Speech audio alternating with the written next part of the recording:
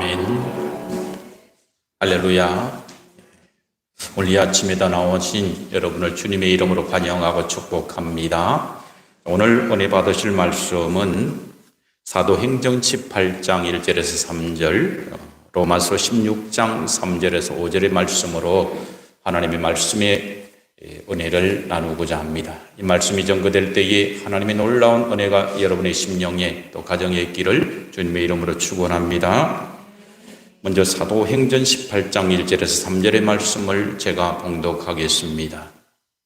그 후에 바울이 아덴을 떠나 고린도에 이르러 아굴라라 하는 본도에서 난 유대인 한 사람을 만나니 글라우디오가 모든 유대인을 명하여 로마에서 떠나라 한 고로 그가 그 안에 브리스길라와 함께 이달리아로부터 새로운지라 바울이 그들에게 감히 생업이 같으므로 함께 살며 일을 하니 그 생업은 천막을 만드는 것이더라. 아멘. 로마서 16장 3절에서 5절 말씀을 봉독합니다.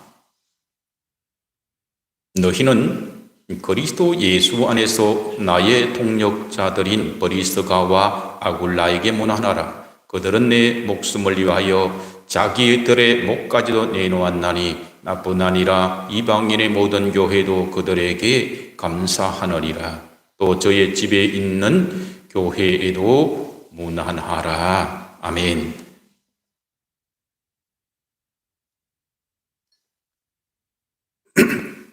가화만사성이라는 그러한 말이 있습니다. 가화는 가정이 화목하면 만사성, 만사가 다 마음대로 성취된다라는 그런 뜻입니다. 예전에 거실에 가면 이러한 액자를 많이 걸어둔 것을 본 기억이 있습니다.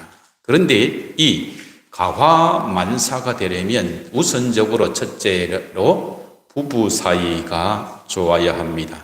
이런 부부 사이, 좋은 부부 사이를 우리는 금술이 좋다라고 그렇게 표현을 하는데 여기서 금은 보통의 금은고이고 설은 크기가 큰 금은고로서 비파를 의미한다고 합니다. 그런데 이 두 악기가 금은고와 비파가 함께 연주하면 잘 어울려지기 때문에 아주 사이 좋은 부부를 금술이 좋다라고 그렇게 표현하게 되는 겁니다.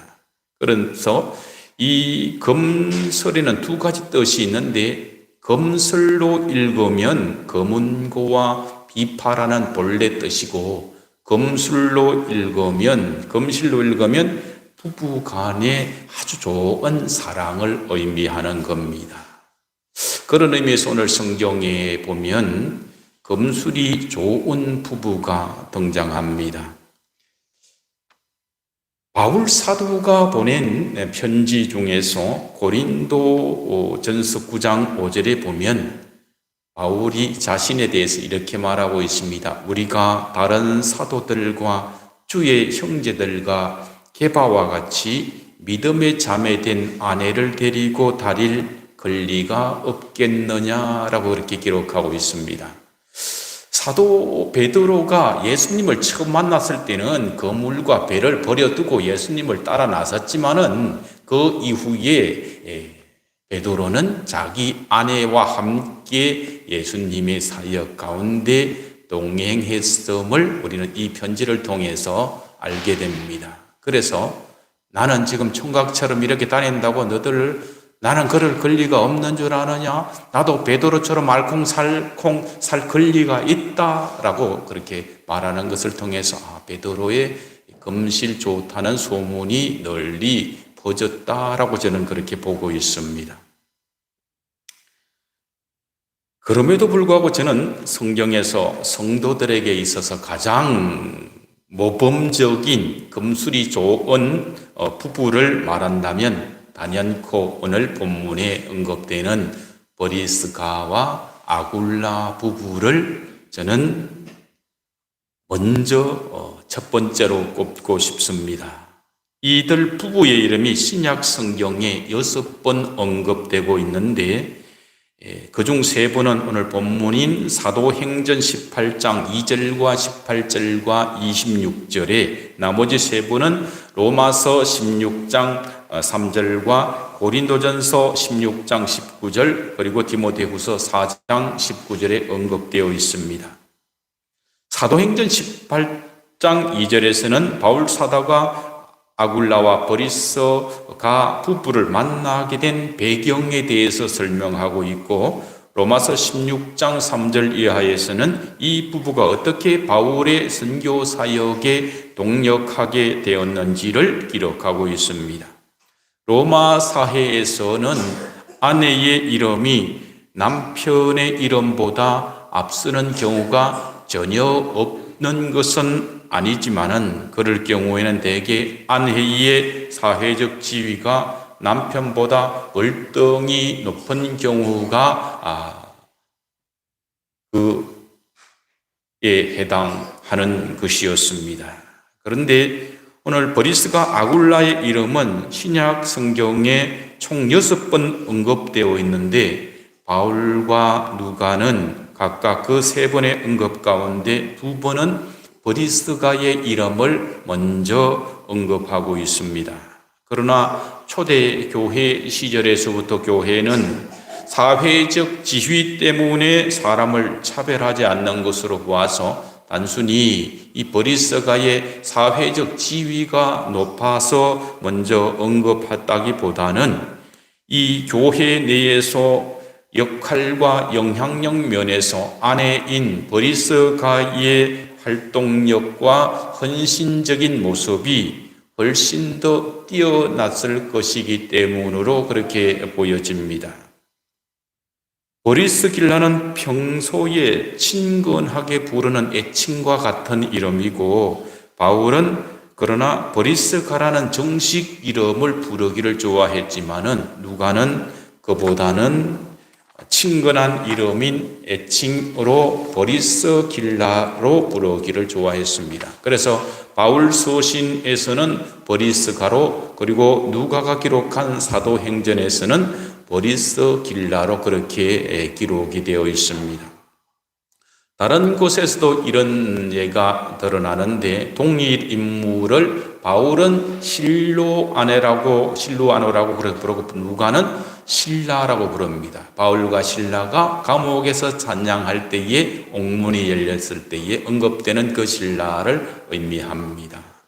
오늘 저는 이 가정의 달을 5월을 앞두고 성경에서 주님이 보시기에 가장 아름답고 모범적인 가정, 부부로 보이는 이 브리스길라 아굴라, 버아 커플의 러브 스토리를 통해서 여러분의 가정도 주님이 보시기에 가장 아름다운 가정으로 되기를 주님의 이름으로 축원합니다. 첫 번째, 이 브리스가 아굴라 부부는 인종과 국경을 뛰어넘는 사랑으로 결혼을 한 커플입니다. 브리스가는 당시 세계를 제패한 로마 제국의 수도인 로마 태생입니다. 학자들은 로마 귀족 중에 브리스가 가문이 있었기 때문에 브리스가는 로마 귀족 가문의 딸이었을 것으로 그렇게 보고 있습니다. 그에 비해서 남편인 아굴라는 본도에서 출생한 유대인입니다. 본도는 소아시아의 중북부 흑해 동남쪽에 위치한 아주 험준한 산맥에 위치한 도시가 바로 본도입니다. 그러면은 성경에서 이 둘이 어떻게 해서 만나서 결혼했을까라는 언급이 전혀 없기 때문에 우리는 이 로마로 가서 귀족 집안의 딸인 브리스가를 만나서 이들 부부가 어떻게 사랑을 하게 되고 결혼을 했는지를 알 수가 없습니다. 그러나 두 사람의 출신 배경으로 볼 때에 쉽게 길거리에서 무슨 헌팅하듯이 데이트를 할 수는 없는 그런 사이였고, 또 귀족 가문의 출신의 처녀인 브리스가가 이 사람과 만날 수 있는 기회는 거의 없다고 보면 될 것입니다. 그럼에도 불구하고 우리가 추측할 수 있는 것은 아마도 로마 귀족 가문의 딸인 이 브리스가가 우연한 기회에 예수 그리스도의 복음을 듣고 교회의 예배에 비밀스럽게 참여하다가 그 중에 아굴라라는 교회 오빠 청년을 만나서 서로 사랑을 하게 되지 않았을까라고 제가 한번 추측을 해보는 겁니다.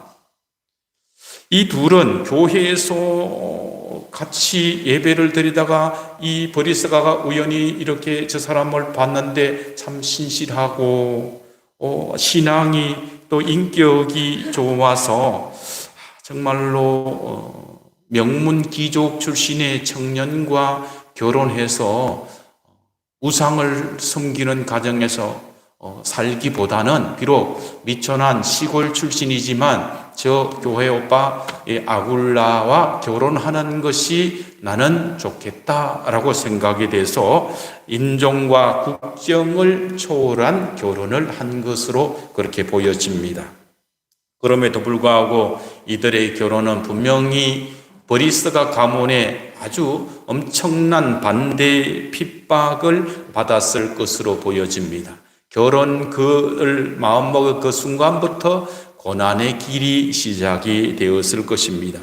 그럼에도 불구하고 사도행전 18장 2절에 보면 당시에 로마의 황제였던 글라우디오는 모든 유대인을 추방을 시켰습니다. 로마 밖으로 추방을 시켜버렸는데 이때 유대인을 남편을 둔 이 브리스가도 아굴라를 따라서 로마를 떠날 수밖에 없었던 것입니다.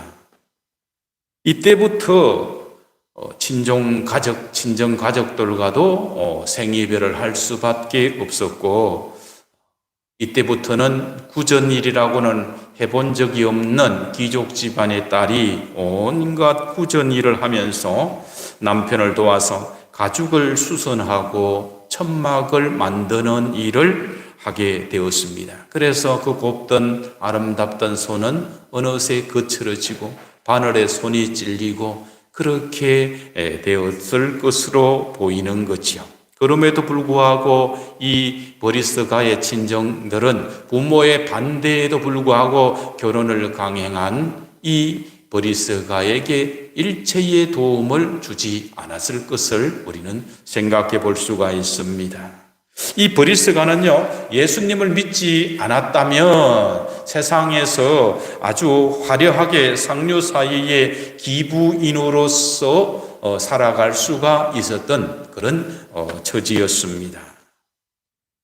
그런데 그는 스스로 어려움의 길을 택한 거죠.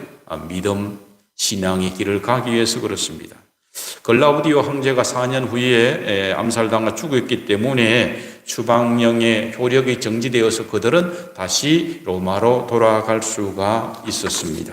그럼에도 불구하고 이 4년과 그 이후에 이 브리스가의 이름이 브리스 길라라는 애칭으로 불린 것을 볼 때에 이 브리스가는 명문 귀족 출신의 그 자신의 삶을 일순간에 천민처럼 살아가게 된 자신의 결혼에 대한 결정을 후회하면서 남편에게 원망이나 불평을 한 것이 아니라 그의 삶이 늘 품이 있고 신앙의 모습으로 그리스도의 향기를 잘 드러냈을 것으로 보여지는 거예요. 그래서 이 여인은 비록 유대인은 아니지만 참 아름다운 여인이다라서 브리스 길라로 불리게 되었던 것입니다.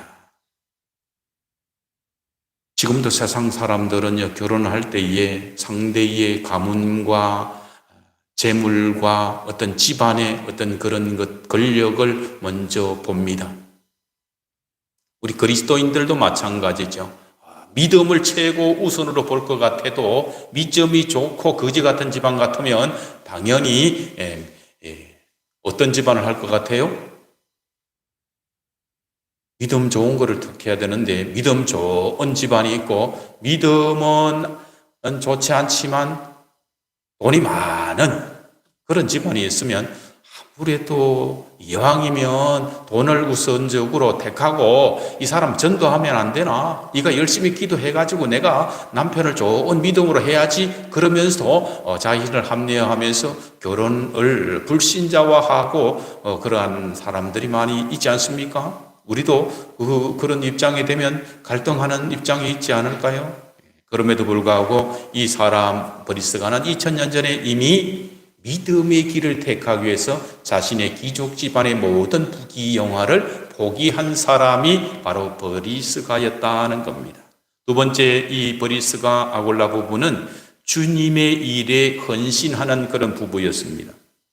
신구약 전체를 통해서 가장 모범적인 부부를 모델을 찾는다면 누구를 꼽을 수 있을까요? 여러분 잠시 한번 생각해 보기를 바랍니다. 아담과 하와 부부는요, 뼈 중에 뼈요, 살 중에 살이라고 할 정도로 서로 통하는 사이였어요. 금술이 대단히 좋았다는 거예요. 저 여자를 보니까 저 여자는 바로 나다. 저 뼈다고 내 뼈다고 저 살 내 살 이 정도면은 얼마나 통해요. 눈만 봐도 알아요. 피부 상태 다 알아요. 관절 다 알아요. 그런 사이였습니다. 아브라함, 믿음의 조상이 아브라함과 사라 부부가 있는데 이 사라는 애굽에 입국하자마자 얼마나 외모가 뛰어났는지 왕에게 귀에 소문이 들려갈 정도로 대단한 미녀였다는 거예요. 피부나 모든 몸매가 가장 아름다웠기 때문에 바로 신하들의 보고에 의해서 바로의 후궁으로 그렇게 들어가지 않았겠습니까? 그런데 예쁘기만 하고 성질 못된 게 아니라 이 사라는요, 남편인 아브라함이 당신 여기 들어가서부터는 남편이라 하지 말고 여동생이라고 좀 해줘. 이랬더니 예 하고 들어갔다가 그만 바로의 눈에 떠가지고 끌려가면서 사실은 저 사람이 남편이에요 하지 않고 끝까지 남편이 시키는 대로 순종했던 여인이 바로 사라였다. 아브라함의 믿음은 둘째로 말할 것 없지요. 하나님 앞에 독자 이삭을 드리라고 할 때 드렸던 믿음의 사람들, 참 모범이 되는 사람이죠. 신약 시대로 넘어가 보면 요셉은 약혼 여인 마리아가 임신했다는 소식이 들렸어요. 얼마나 놀랐을까요? 그래도 가만히 덮어주고 가만히 끊고 자였어요.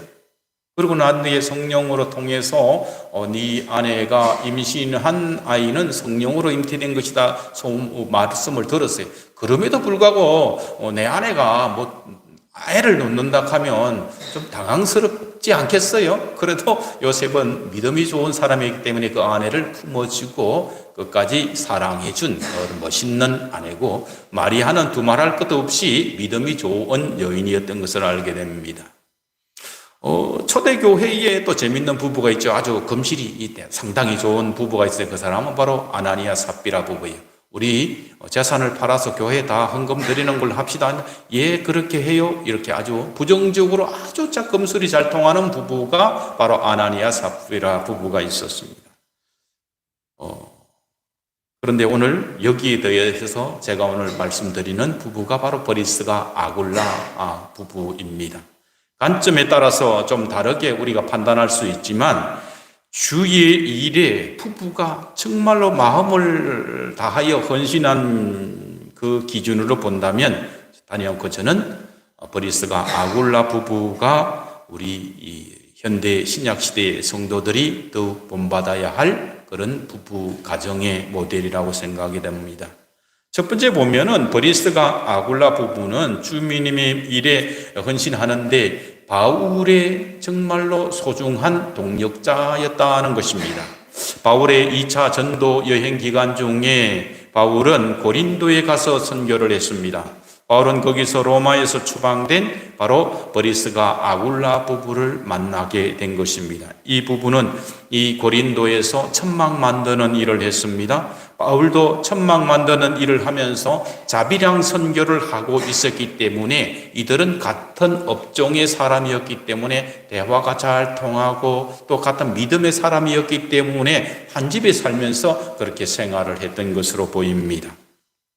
그래서 아주 쉽게 친근해지고 친해지게 된 것이죠. 고린도에 머무는 1년 6개월 동안 바울은 이 부부와 함께 한 집에 지내면서 선교를 했는데, 이때부터 이 브리스길라 아굴라 부부는 바울의 사역에 있어서 물신양면으로 후원하고 복음을 전하는 일에도 전력을 다했던 그런 부부, 바울의 동력자로 그렇게 쓰임을 받았습니다. 고린도에서 1년 6개월을 선교한 바울이 이제 고린도를 떠나서 에베소 지역으로 건너갈 때에 사도행전 18장 19절을 보면 이 브리스길라 아굴라 부부도 사업을 정리하고 에베소 아시아 지역으로 함께 이사를 간 것으로 그렇게 기록을 하고 있습니다. 이들이 있었기 때문에 이 바울은 에베소 지역의 선교를 마감하고 다시 안디옥으로 가서 제3차 전도 여행을 떠날 수가 있었던 것입니다. 바울은 로마서 16장 4절에서 그들은 내 목숨을 위하여 자기의 목이라도 내놓았나니 나뿐 아니라 이방인의 모든 교회도 그들에게 감사한다라고 로마서에 기록하고 있습니다.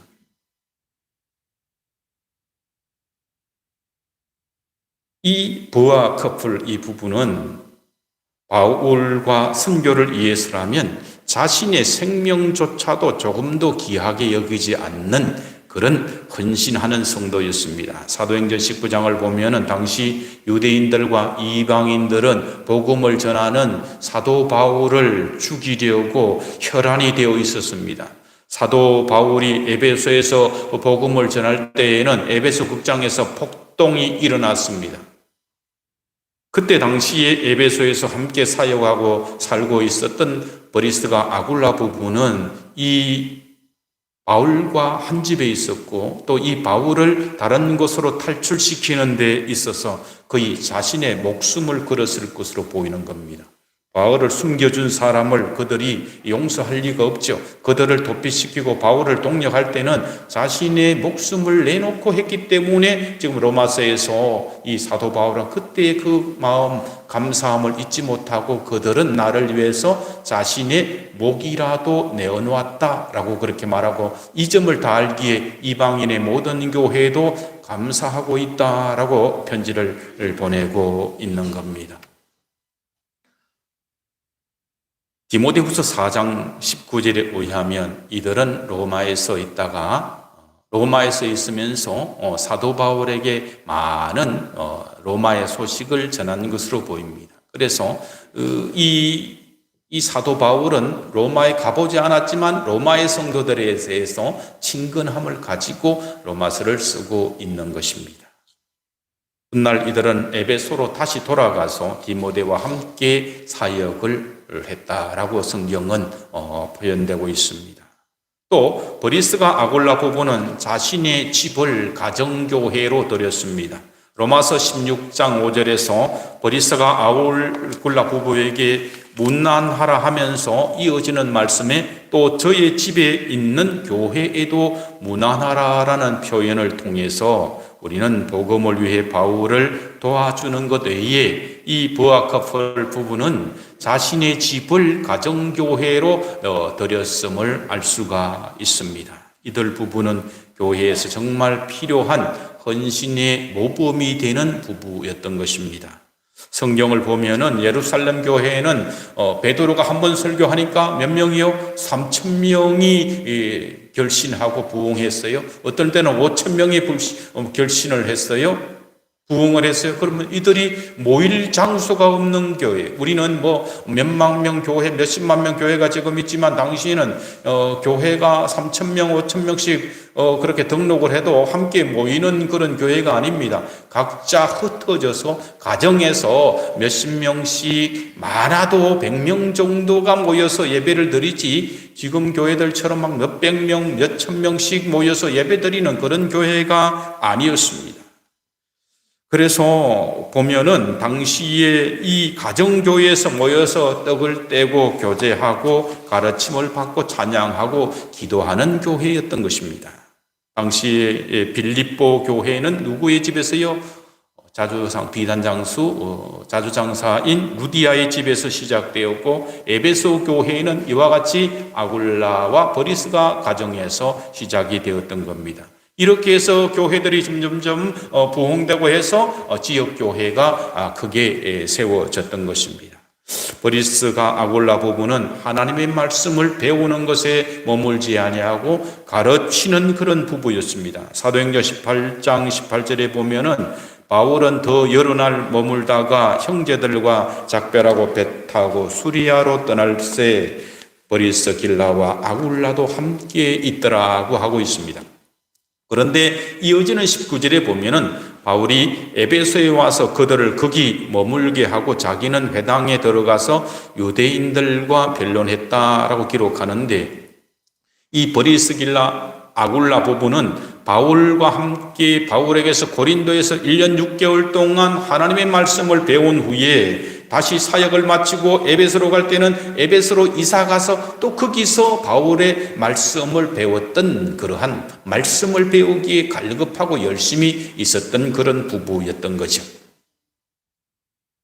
그런데 바울이 떠난 뒤에 버리스가와 아굴라 부부는 애굽의 알렉산드리아 출신의 성경에 능통한 아볼로가 에베소에 해당해서 말씀을 가르치는 것을 듣게 되었습니다. 근데 이 아볼로는 알렉산드리아 출신답게 학문에 아주 깊이가 있고 구약 성경에 대해서 해박한 지식을 가지고 있었습니다.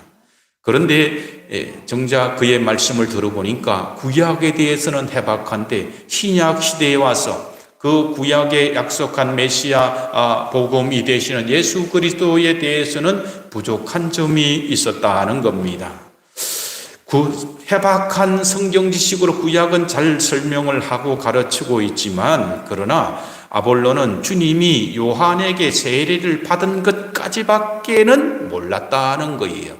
그 이후에 이미 성령의 세례가, 예수 그리스도께서 약속한 성령의 세례가 오순절에 있어졌고 그를 통하여 놀라운 역사가 있어졌다는 사실에 대해서 이 아볼로는 모르고 있었던 거죠. 그러면 이 아굴라 부부가 목사님, 그거는 조금 어폐가 있고 아직 많이 부족합니다. 지금 예수님은 세례만 받은 게 아니고요, 그 이후에 성천하셨고요, 그리고 난 뒤에 오순절에 약속한 성령이 와가지고요 할 때는 막 방언을 하는데 막 외국말로 나가고요, 이런 일이 있었고요, 그 이후에 이런 일이 있었습니다. 바로 얘기하면 아볼로 목사님이 참 부끄러웠을 텐데 그렇지 않고 조용히 듣다가 그를 자기 집으로 모셔서 제가 알기로 제가 배운 바로는 이런 역사가 있었습니다 라고 아볼로의 마음을 상하지 않게 잘 이끌어주고 아주 겸손하게 온유하게 아볼로 목사님에게 도움을 주었던 것으로 보여지는 겁니다. 이 점을 사도행전 18장 25, 6절에 보면은 그가 일찍이 주의 도를 배워 열심으로 예수에 관한 것을 자세히 말하여 가르치나 요한의 세례만 할 따름이라. 그가 회당에서 담대히 말하기 시작하거늘 버리스길라와 아굴라가 듣고 데려다가 하나님의 도를 더 정확하게 풀어 이르더라고 이렇게 말씀을 합니다. 이어지는 말씀을 보면 그 후에 이들 부부는 아볼로가 고린도로 떠날 때에 자신이 바울과 함께 사역했던 고린도 교회에 아볼로에 대한 추천서를 써서 보내주면서 아볼로가 고린도 교회에서 사역할 수 있도록 그렇게 사역의 길을 열어주었던 것을 우리는 알게 됩니다. 그래서 이 아볼로 목사님이 고린도 지역에 가서 얼마나 목회를 열심히 했기 때문에 그 이후에 고린도 교회에는 어떤 일이 벌어지죠? 누군가는 아볼로파, 누군가는 게바파, 누군가는 바울파, 누구는 그리스도파로 갈라질 때에 한몫 이름을 올릴 정도로 아볼로는 열심으로 사역을 했던 사람으로 그렇게 우리는 알게 되는 겁니다. 그래서 이들 부부를 통해서 그리스도 교회에는 아볼로라는 걸출한 그런 사역자를 배출하게 된 것입니다. 사랑하는 성도 여러분, 이제 가정의 달 5월인데 여러분의 가정은 지금 행복하십니까? 아니면 불행하다고 느끼고 있습니까? 실컷 싸우고 와서 여기서는 안 싸운 척 그렇게 행복한 척 표정을 짓고 있는 분이 혹시 있을지도 모를 것이고 또 이거 싸우는 영감도 없고 그래가지고 그렇습니다라고 생각할 수도 있습니다. 그런데도 불구하고 그리스도인에게는 고난이 유익이 되기도 합니다. 어떤 사람은 역경과 고난은 아주 불편하고 불평이 있게 되고 좌절하기도 하지만은 어떤 사람에게는 고난과 어려움이 더 의미 있는 인생을 살게 하기도 합니다. 오늘 본문에 이 브리스가 아굴라 부부의 삶이 바로 그러합니다. 브리스가는 예수 믿는 아굴라와 결혼해서 귀족의 특권을 포기했던 사람입니다.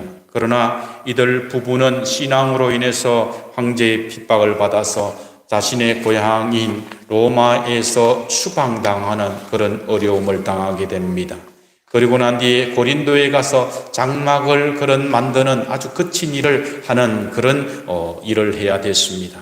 이들 부부가 가족의 극심한 반대를 무릅쓰고 오직 믿음을 바라보면서 결혼을 선택했다면, 잘 믿기 위해서 결혼하기로 했다면 하나님께서 더 잘 돌봐주고 만사형통하도록 해줘야 되는데 이들의 가정은 그렇지 못했다는 거죠.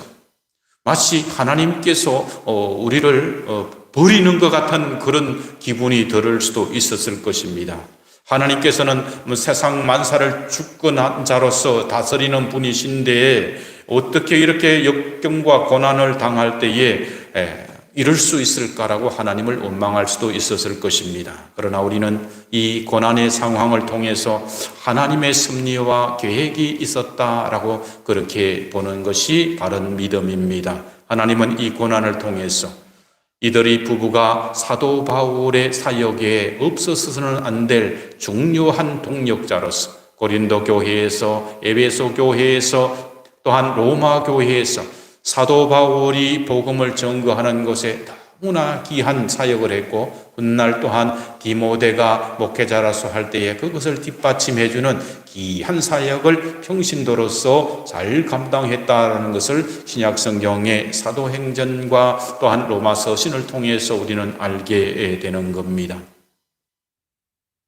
이제 말씀을 마무리하려고 합니다. 사랑하는 성도 여러분, 창세기 2장 24절에 하나님은 남자가 부모를 떠나 그의 아내와 합하여 둘이 한 몸을 이룰지로다 라고 그렇게 말씀을 하셨습니다.